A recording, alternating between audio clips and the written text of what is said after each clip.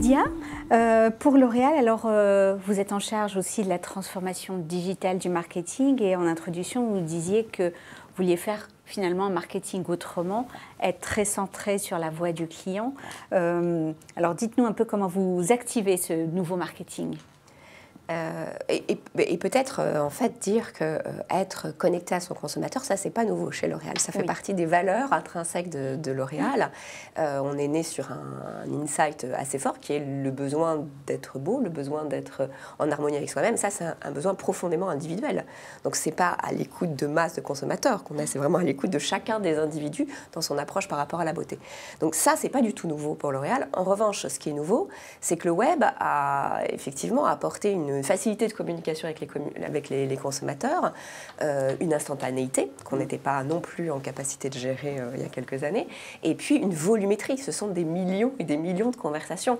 Donc ça vient vraiment changer la façon dont on fait du marketing. Je vais vous donner des exemples très concrets pour entrer dans un peu l'arrière-cuisine de L'Oréal. Il y a une première... Donc il a fallu qu'on mette des outils en place. On est souvent allé chercher des startups pour créer des briques qui sont venues se pluguer sur notre service consommateur, sur nos études, etc. Donc le premier must-have de quelqu'un qui fait du marketing chez L'Oréal, c'est de monitorer au quotidien sa satisfaction client. Vous en avez beaucoup parlé. Nous, la satisfaction client, c'est tout à coup pour un chef de produit, on a 200 chefs de produits chez L'Oréal, des centaines d'avis de sites où on va pouvoir poster des avis, etc. Alors, il y a des avis positifs, il y a des avis moins positifs, il y a des notes qui sont données. Donc la première chose qu'on a faite il y a quelques années, c'est de construire une interface qui va permettre à un chef de produit de récupérer, de visualiser la totalité des avis de ses consommateurs sur son produit, qu'ils aient téléphoné au call center, qu'ils aient envoyé un courrier, un mail ou qu'ils aient posté un avis sur tout un tas de sites divers et variés du marché français ou européen. Donc ça c'est ce type d'outil facilitateur qu'on met à la disposition du marketing. Le deuxième type d'outils qu'on a développé, c'est que c'est bien de faire du monitoring de satisfaction et les actions correctives qui vont avec, mais c'est très important pour nous d'être à l'écoute des insights pour faire du prospectif, pour inventer les produits de demain et pour, j'allais dire, voir comment les tendances évoluent. Et là, le web nous offre aussi des tests en temps réel, des études comme on n'en a jamais rêvé auparavant, avec des millions de conversations sur lesquelles on peut comprendre comment les besoins évoluent, comment les tendances évoluent. Par exemple, c'est grâce au web qu'on a découvert qu'on a mieux compris en tout cas, la relation des jeunes hommes avec leur beauté, beaucoup plus libre, beaucoup plus décomplexée que leurs aînés. Ils n'hésitent pas à échanger sur leur look, c'était déjà le cas, leur coiffure, c'était déjà le cas.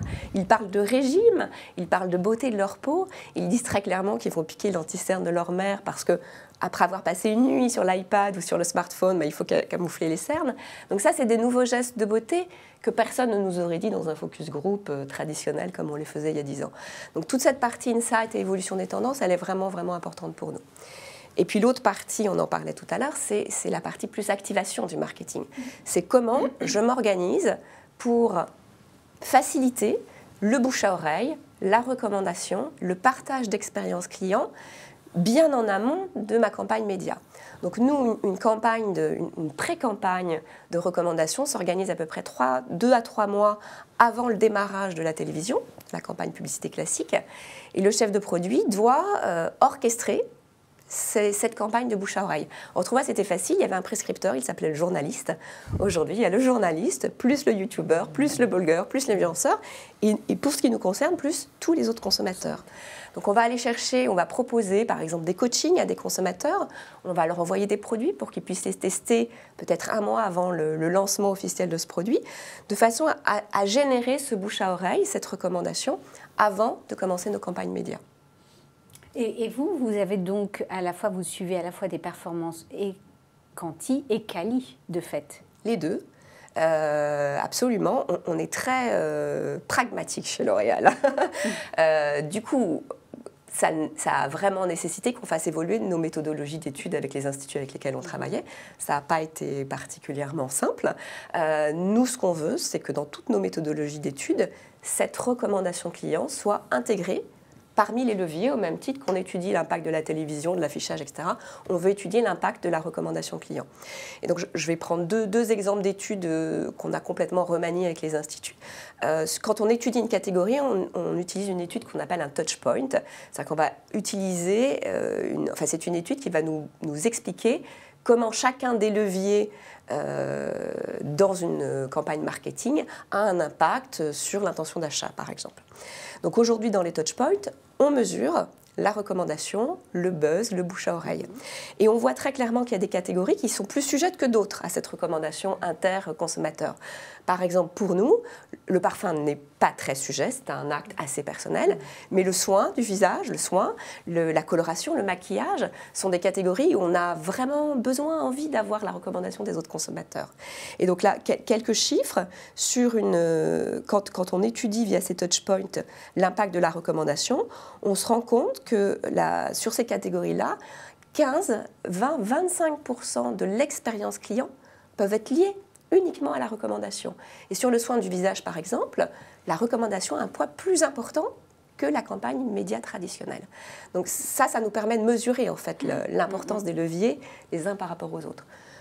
Les autres types de tests qu'on a beaucoup fait évoluer sont les post-tests de campagne média. Donc on fait une campagne média qui va utiliser tous les canaux et on va post-tester quels ont été les impacts de ces différents leviers sur la notoriété, sur l'image ou sur l'achat.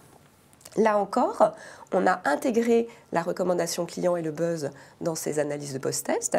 Et l'exemple que je voulais vous donner, c'est que quand on organise une campagne de pré-lancement, comme je vous l'ai expliqué tout à l'heure, en amont de la télévision, par exemple, sur une campagne réussie, on peut se rendre compte qu'on acquiert 10 points de notoriété, 8 points d'intention d'achat, alors qu'on n'a même pas commencé la télévision. Donc nous, on est des gros faiseurs de médias, puisqu'on n'a pas de boutique. Donc on a eu du coup une tradition de publicité assez forte. Se dire qu'on peut atteindre 8 points d'intention d'achat, 10 points de notoriété, alors qu'on n'a pas commencé la publicité, vraiment des choses qui viennent changer nos modèles marketing.